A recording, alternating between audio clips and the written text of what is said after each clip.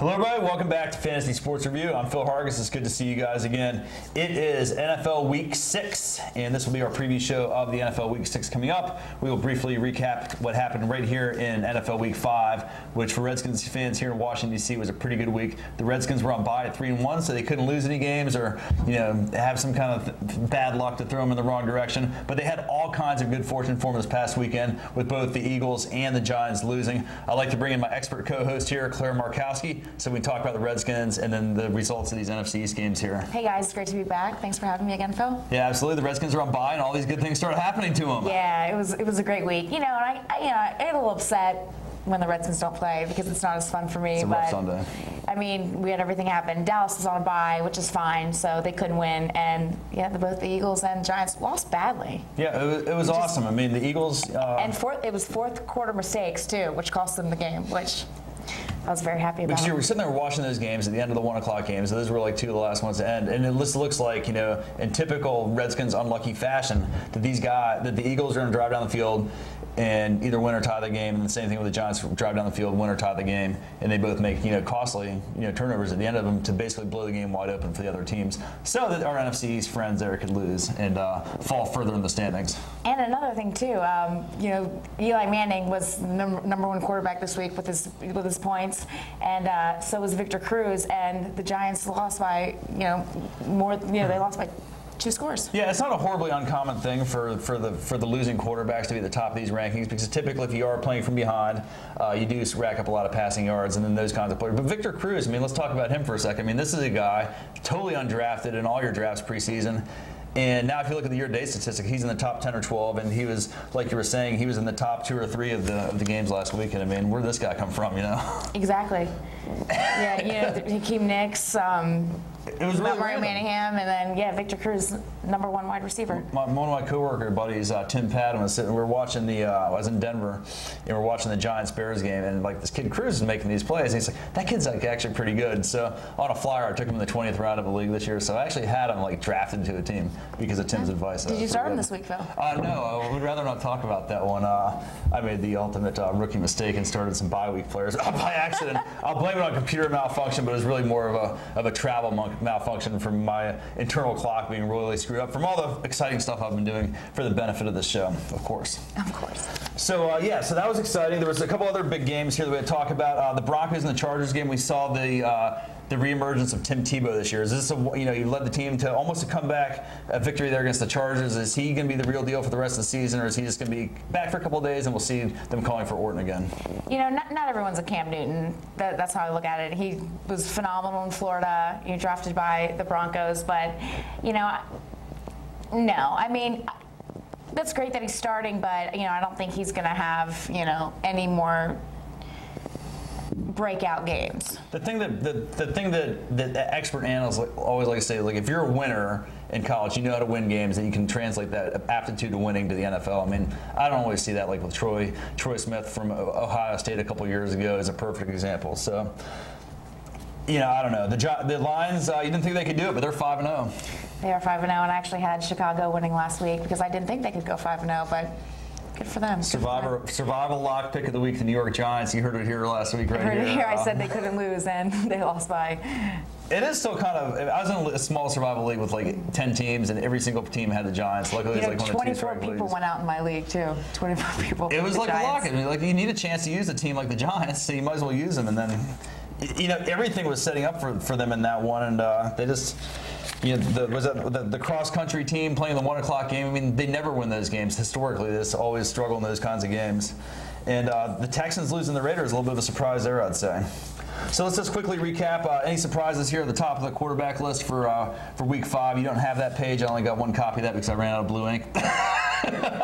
Like you said, Manning was there. Roethlisberger. Roethlisberger, big surprise being number 2. The Steelers have kind of been struggling. They have a winning record, but they've kind of been, they're not the Super Bowl contenders that they were last year. And then Ben Roethlisberger goes and throws 5 touchdowns. Yeah. Hines Ward has 2 touchdown receptions. He's another one who's I'm not saying he's washed up, but he's on the bench on most fantasy leagues. He goes and has 2 touchdowns, and Ben Roethlisberger throws for 5. So I think that was a surprise there. It is. It's hard to depend on Hines Ward this year because they do have Wallace, who will certainly be the top threat there all the time. They also have some of their their emerging guys, their Antonio Browns, their Emmanuel Sanders, those kinds of players there. But let's talk about Curtis Painter here for the Indianapolis Colts. I mean, the Colts are going to be a team that's always playing from behind. Maybe he's worth picking up as a bye week fill-in for sure. That'd be the kind of role you could easily. And they have great receivers, Garcon. They have Reggie Wayne. Sure. Dallas Clark. Yep. It's just a shame for the Colts because, like you said, you don't think they're going to win. It's a shame. It's a shame. I know something. You said they're not going to win a game this year. You might be right. I think that's there's a very good chance that could happen. The Colts always like to put me on the fringe of my predictions and then just let me down at the very last second, like they did last year by making the playoffs there. Moving on to running backs here, Adrian Pearson top of the list. Ben Jarvis, Green Ellis, extremely inconsistent at the top of the list. I mean, he's going to do this with the Patriots. Any Patriots players other than Tom Brady is a risk to be inconsistent on a weekly basis here. I usually only put the top 12 on this list, but I had to put 13 in here. Jackie Battle for the Kansas City Chiefs. Big game running the ball there. I mean, the Dexter McCluster thing isn't working. And Jamal Charles is out. He's gone. Thomas Jones is not an every down back. So it looks like maybe Jackie Battle is the guy to have here. And if he's out there on waiver wires, definitely go get him. And if you have a chance to bid on him to pick him up for your league, I mean, go out there and get him. He's certainly worth a pickup, even on a bad team. Absolutely. So anything else catch your eye there? How about D'Angelo Williams with a big game? Yeah, and Carolina too. Carolina, they're in it. Cam Newton's throwing for. He's been having great games. They lost to New Orleans by only 3 points. They tried to come back at the end. It's bad luck, I think. I'm scared as a Redskins fan. I'm scared to play Carolina in a few weeks. They are. They're and it certainly didn't make any sense for them to that's fine and to be underdogs like that big at home. I mean, against the Saints like that. I mean, this is a team that is competitive, and certainly Cam Newton has proven that he can lead this team to be competitive in every single one of these contests. Moving on to wide receivers here, we have Pierre Garcon, a guy that I traded away from my team a couple weeks ago. I was very proud of that trade. I got rid of him and Ahmad Bradshaw. Pierre Garcon at the top of the list. No surprise there. Trade him away, he goes straight to the top of the list. What do you see with these receivers here? There's some weird names on here, like Doug Baldwin, Jason Hill. Who are those guys? James Jones. Yeah. Who are these guys? I mean, it just goes to show you that, these are perfect examples of guys you can pick up on bye weeks to put in there for your starting line. Or even guys, if you focus your drafts on the running backs, then you can pick up these wide receivers in the course of the season. I mean, well, and that's what I did. I actually picked up Darius Hayward-Bay because Jacoby Ford. So I don't think he's 100% yet, coming off of his injury, and Jason Campbell likes him. I think he's going to be a big key in the Oakland offense. Yeah, I was just going to bring him up. I'm glad you did. Darius Hayward-Bay, the local Maryland guy. I know Robbie's been touting him here on the show for a while. Maybe it's his time. I mean, weirder things have happened. A.J. Green, a guy that I touted all preseason long. Love the guy on the top 10 list again. Moving on to tight ends, we won't spend a lot of time here. Vernon Davis with a pretty big game there, obviously. Jimmy Graham still being a key player in New Orleans offense. Yep. He's awesome. He's the best. He's the number one tight end. I mean, is there anybody else you'd want on your team right now besides him? Would you take Gates over? Absolutely, yeah. Jimmy Graham right now. Jimmy Graham's the man. It's every season it's different, What about Jason Witten? Now that he's through his bye week and everything? Yeah, I know you have him, but not with Tony Romo. Not with Tony Romo. Not with Tony Romo. He does like to throw Jason Tony Witten Romo roller coaster. The Romo coaster. The Romo coaster. The Homo coaster? Do you think that the fact that Tony Romo is married now is affecting his performance at all? No. No? The Jessica Simpson thing, he learned that mistake, and now he's able to overcome that with his relationships and everything in his sex life, and he's got it all under control and can keep it in his pants and still go out and mess it up. I guess. I mean, I would still love her to come to the Redskins-Dallas game and distract him a little bit. Yeah, we should recruit her to come. But anyway, we do. Speaking of distractions, we have our own pretty little lady standing by in the Weather Center. Nikki Grant is standing by to tell us what the games look like this weekend. Nikki, if you're ready, let's go ahead and take it away. Hello there, boys. Welcome back to the Fantasy Sports Review Weather Center. I'm Nikki Grant, happy to be here with you again this week to give you a heads up on what weather to expect for all of your NFL games. The Packers and the Lions are the only two remaining undefeated teams. That's the Lions, the Detroit Lions, as in the only team to ever go 0-16 just 3 years ago. They're now 5-0. Now, I know it's still early in the season, but I love a good underdog story, and this one has certainly got me on the edge of my seat. But we'll talk more about that later. For now, let's take a look at all the games coming up this week. Cooler temperatures are starting to settle in across the country this week, which helps keep all those hot and sweaty boys a little less winded in some tough matchups. First, and most importantly, we have our Washington Redskins welcoming the Philadelphia Beagles into a hostile FedEx Field. Sexy Rexy looks to back up a 3-1 record against a 1-4 Michael Vick, who's coming off a 4-interception catastrophe. The Dream Team does have a good roster, but they have yet to gel into anything close to a powerhouse. The Redskins, however, are starting to gain belief across the league and belief in themselves. Here's to hoping they can keep this train a-running as our boys play in some beautiful conditions, sunny and 60, guys. Let's do this. Next, for our first dome game, we have all eyes on a rejuvenated Ford Field as the undefeated Detroit Lions host the not-too-shabby San Francisco 49ers. Both teams are having stellar starts after very rough seasons last year. I can't help but root for the Lions. A team hasn't had anything to be excited about since Barry Sanders, and even then, they didn't know what to do with his slippery ass. Let's hope they can keep this made-for-Hollywood story going. The only other dome game this week, the Carolina Panthers at the Atlanta Falcons. Falcons win. Bank on it. The crumbling St. Louis Rams dragged themselves into Lambeau Field this Sunday to pee their pants against the Green Bay Packers. Aaron Rodgers and the Packers are going to politely take the Rams and beat them into a bloody pulp for the entertainment of cheeseheads everywhere. It's going to be a cool one and rainy with highs in the 50s. Kind of depressing, but luckily for the Rams, they'll probably be dead by halftime. Next, we have the Peytonless Indianapolis Colts facing off against the roaring Cincinnati Bengals. The Colts will probably lose. Can we all agree on that? I mean, these guys have a fantastic chance to start the season at 0-8, so I'd prefer to not spend any of my valuable breath on these pathetic bastards. I'll spend time on their games once they get Manning back on the roster. It's sunny and 70s in Cincinnati this week. Beautiful weather makes you feel like you suck less. Focus on the weather, Colts. Another waste of my breath, the Jacksonville Jaguars are going to lose in Pittsburgh to the less than impressive Pittsburgh Steelers. That's all there is to say about that game. What a stupid game. What a waste of television. Cloudy with temps in the 60s. Moving on, the Buffalo Bills stop into the Meadowlands to face off against a team that's behind the skins in the NFC East, the New York Giants. Eli Manning joined Michael Vick in the 4-turnover column last week and has a tough day ahead of him Sunday against the rolling Buffalo Bills. I personally hope the Giants get skinned alive and tossed into a vat of molten hot lava, but I'll settle for another nice loss. Low 70s and foggy in New Jersey on Sunday. Go Bills. The Houston Texans giddy up into Baltimore for a great defensive matchup against the Ravens. Both teams have winning records and look to continue that moving past the first third of the season. This one will probably be low scoring but highly intense, and with beautiful weather, 70s and sunny for this hard-hitting pain fest. The Cleveland Browns step into Oakland and will try to avoid gang warfare and a losing record as they face off against the Raiders. No one cares about these teams, neither will do anything significant this season, and both come from cities that no one wants to live in. Why am I still talking about them? Sunny and 70s. Who cares?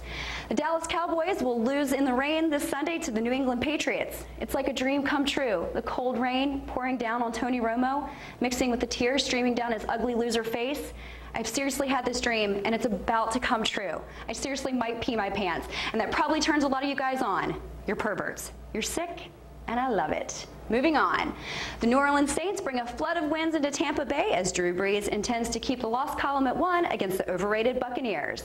The Saints are ranked 3rd, right behind the Patriots, who, I'd like to remind you again, will be crushing the Dallas Cowboys this week in the rain as Tony Romo weeps his little girl tears. But anyways, it's a hot one in Tampa, 80s and sunny, unlike New England, which will be cold and rainy and dank. The Minnesota Vikings are playing the Chicago Bears, and no one could care less. Both teams suck and should die. Partly cloudy and 60s. Whatever. And Monday Night Football. The Miami Dolphins will cruise into the Northeast against the New Jersey Jets. This may be the worst rated Monday night game this year. The Dolphins are among the absolute worst teams in the NFL, and the Jets are off to a seriously stinky start of their own at 2-3. I will personally watch the game while doing more interesting things, like reorganizing my kitchen appliances and Googling my own name. Should be in the low 60s come game time. And lastly, a special treat for our female viewers. I'd like to introduce our scriptwriter here on the show and Cosmopolitan's Bachelor of the Year for Virginia, Ryan Murphy. Yay! Thanks for being here. Thank you very much. So what's going on with you? Why don't you give our fans and viewers a little bit of insight. A little background here. Okay, all it is Cosmopolitan magazine, which I'm sure a lot of you ladies read. Every year they do a selection from each state and they pick what they call the hottest bachelors of the year. There's 51 of them, actually 52, because one state has a set of twins, which is interesting. Seems unfair. Whatever. But so basically they just pick one bachelor from each state, and this year, as you said, I'm representing Virginia. So they're going through a voting process right now, and what it is there's a voting process. The top votes comes down to the top 10, and the editors pick out of the top 10 who they want to be the Cosmo hottest bachelor of the year for the whole country. We're going to find out next Tuesday after we're on the Today Show, actually next Tuesday morning of the 18th. It's fun. And yeah, so it's a pretty cool experience for sure. You nervous? No, not really. Ultimately, it comes down to what the women of America want, so I just got to go based on their votes, I guess. You have good hair. Thank you very much. You have that going for you. Just got it cut yesterday. Looks nice. Thank you very Did much. a nice Appreciate job. it. Thank you. Great. Okay, right. so where can they go vote? Tell them one more time. Just go to cosmopolitan.com and search for 2011 Hottest Bachelors, and the link should come up right there. Just search for it and go look for Mr. Virginia. Sounds easy enough. Easy enough. There you have it, ladies. You know exactly what you need to do to see this sexy piece of man meat on next month's cover of Cosmo. And trust me, shirtless, it's even better. Thanks for joining me here in the Weather Center. Thank you, Ryan, for being with us. We Thank you for appreciate having it. As always, if you have any questions, you can email me at nikki@fantasyreview.com. Just don't ask me for his number, because I'm probably not going to give it to you. Thanks. See you guys next week. Back to you, Phil and Clara. Thank you, Nikki, for the weather. I'm not sure what just happened there. We apparently have a man that was just in there in the weather studio with her. I'm not sure how Ryan was granted access to the weather studio there, but somehow he got his way in there, and apparently he's in the contest for Cosmopolitan Magazine, and he's our weather script writer. So if you are interested and you think he's hot, I don't know, Claire, what do you think? That's a pretty good looking guy. Pretty good looking guy. You think he's hot? She said she wasn't giving his number out, so. Yeah, so. Sorry, ladies. Yeah, Nikki, stop. You're supposed to be interactive with our fans out there, not restrictive, and stop blocking them out there. If they want to meet Ryan, then damn it, you're going to let them have his number. Okay, moving on. We have a lot of matchups this week. Last week I thought it was going to be sort of a high-scoring week, but it ended up being sort of a regular or even a low-scoring week for a lot of the prime fantasy players, as witnessed by the wide receiver list that we just saw. But moving on to this matchups, I mean, we started into the Washington Redskins and Eagles game. Is this going to be a high-scoring fantasy delight, or do you see it being like a low-scoring defensive struggle? God. You know, with the Redskins, you never know, because if Vic wants to throw, 2 or 3 touchdowns, away, first then play of Rex the game. Grossman will. But if it's going to be like, the Cowboys and, no touchdowns, then the Redskins aren't going to score. It's like Redskins have no sense of urgency when it comes to, I wish we could just blow a team out by 30 points. They just depend it all on the other team. So, and I think our defense is awesome. I think D'Angelo Hall is going to have 1 or 2 touchdown. You're feeling that. You're telling me that before. He needs to. On the record right here, D'Angelo Hall with at least an interception, maybe 2. Maybe 2. 1 for a touchdown. Maybe 1 for a touchdown. So. Yeah, that would be great. If they do that, they will blow out the Eagles. Yeah, and I mean, and Eagles need to win. It's do or die for them. If they lose this game, I don't see them making the playoffs at all. I see Andy Reid's job being in jeopardy. So it's definitely do or die for them. And we need to put a stop to it. We're coming off of a bye, which I don't really like. Having a bye that early in the season. But we gotta take what we give, and we need to blow them out. It was like for once ever, like having that early week bye was terrible for us because we had like all that momentum. We actually should have been 4-0, but we had the momentum. I mean, then Dallas gets the same bye and they get a chance to like recuperate because all their players were hurt. Yeah. So here we go. We have. I think it's going to be a high-scoring game. It's going to be an exciting game. With these two teams, it's probably going to come down to the very end there. The Redskins. I hate this game. I just don't want to be down 14-0 like last year Monday Night Football. 42-0, you mean? We came out the first 2 drives. Eagles were up 14-0. So I don't want to have that. It was rainy and it was terrible. And so high-scoring or low-scoring aside, do the Redskins win or lose this game? We win, absolutely. I love the Redskins, man. I've grown up with these guys, man. Super Bowls in 82, 87, 91. Man, for the last 20 years, this is the kind of game they lose every single time. But I'm going to say it. I'm a true Redskins fan. It's our year. It's our year. We say it every year. Zones. I mean, they're 3-1, yes. And we beat the Giants. We got that one over with. But, man, this is going to be such a hard game to win. I love you, Redskins. Please win this game. Please win this game. But I don't think you're going to do it. Please. Okay, Carolina, we were just talking about the surprise team, Cam Newton, and then maybe a little bit of a disappointing Atlanta Falcons team here. This should be a fantasy player's delight here. A lot of good fantasy points for everybody involved here. Cam Newton should be able to be effective against Atlanta. And then, Matt Ryan, And it's another division game. Carolina only lost by 3 points against New Orleans. They want to come out and win. A lot of people predicted Atlanta to go to the Super Bowl this year. I don't know if that's going to work. And, Carolina's only won one game this year, right? Yeah, against but they've been in every single one of their games. Their game go-ahead or game-tying drives, and then something gives. And I'm going to say Carolina. Cam Newton, sooner or later, Cam Newton's gonna start winning these games. Yeah, absolutely. Let's do Carolina. Cam Newton on the road to be in the Georgia Dome there to beat the Atlanta Falcons. The winless Indianapolis Colts going to a surprising Cincinnati team that's 3-2 with Andy Dalton at the helm here. Battle of inexperienced quarterbacks. And is Cedric Benson's out this game, right? They keep saying he's going to be suspended. I know. I can't keep up with it Who knows? anymore. AJ Green, top 10. Damn right, girl. I gotta go Cincy. Cincy on this one? I gotta go Cincy. I think this is the week you take Cincinnati. In fact, I did take my lock of the Survivor thing since Clara led me wrong on the Giants this year. I'm going to take control of the Survivor thing. Cincinnati is my lock. Get them off your board playing the Indianapolis Colts. You'll never get a better opportunity. Like Indianapolis is the perfect team for a Survivor League. You just take the worst team and then you pick them like every single week. Whoever's playing that team, you pick against them. I remember the Rams the Buffalo Bills last year too. Yeah. Yeah, there was teams you could do that against easily do that with. That's really a great strategy to do because a lot of the times that'll be their easiest win of the year. Speaking of St. Louis, actually, let's not pass them. San Francisco, surprising San Francisco at the undefeated Detroit. This 4-1 and 5-0. That's going to be an awesome. One of the best games of the night. Absolutely. It's like a playoff game with San Fran and Detroit. After the Redskins Eagles game, that's the second most game I'm excited about. I'm definitely going to be tuning in for that one here. I mean, I don't see how in the hell San Francisco is going to win this game. Is Detroit going to go 6-0? They're going to be they are. Yeah? They're totally going to do it. I said it last week. I was wrong, but I'm going to say it again this week. They got to lose. We're talking Alex Smith here. Yeah. Who are their other receivers?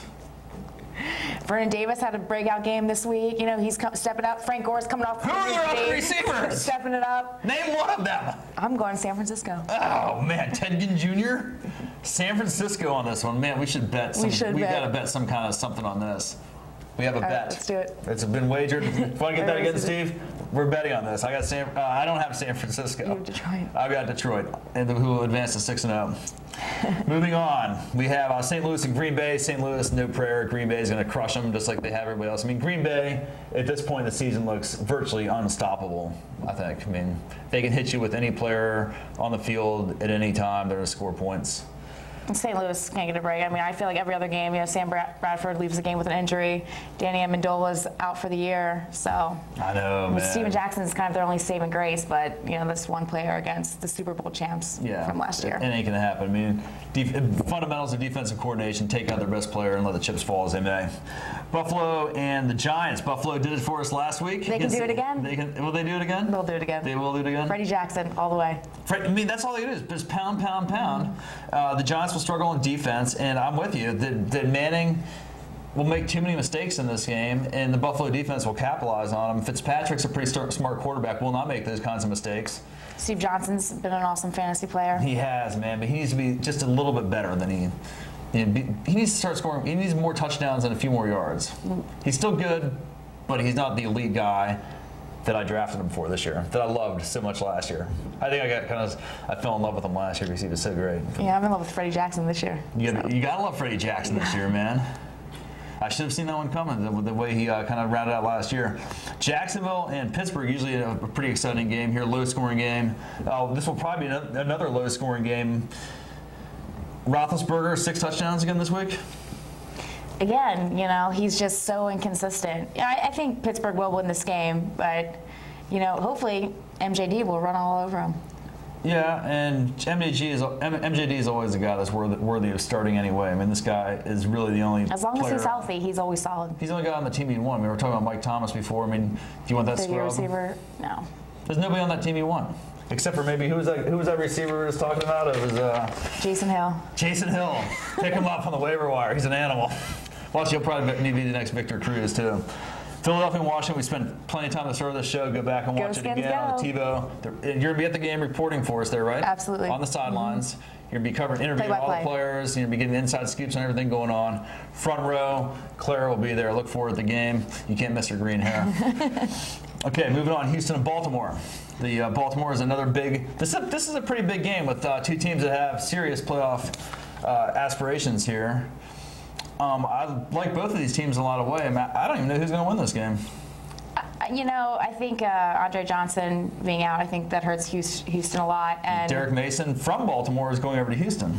Yeah. How about that little nuance? Ray Rice, Arian Foster. I think that's going to be an awesome game. But based on defense, I'm going to pick Baltimore. I give the slight edge to Baltimore, too. They are at home. It is an afternoon game, which kind of helps Houston a little bit with their time zone conversions. But I think the Baltimore is a more well-rounded and experienced team. The receiving core is better, especially now with Andre out, as you were saying. So, yeah, Baltimore, Flacco is the better. I don't know if Flacco is the better quarterback. Anyway, I'll go with Baltimore on that one, too. Moving on to Cleveland and Oakland. Cleveland, not really that exciting. Oakland's not really that exciting, but Cleveland's struggling more than Oakland is. I mean, Cleveland is coming off of a bye, so they can either be good or bad. We'll just see how they play. Peyton Hillis is healthy again. I'm going to go Oakland, though. Yeah, I think I got to go Oakland there, the home team. They just seem like a team that's starting to sort of find themselves. I mean, they kind of found themselves last year. They won their AFC West games like we were talking about, like we talked about on the show before. I mean, this is a team that's on the up and up, and somebody's going to win the AFC Darren West. McFadden's one of the best running backs in the league. And they need to take advantage of him while he's still healthy, too. I think, edge goes to Oakland on this one. We need to find some more games to argue about here, and I don't think it'll be this game here. No. I think Dallas and New England, this is a horrible mismatch on paper, regardless of Dallas and getting healthy from all their injuries.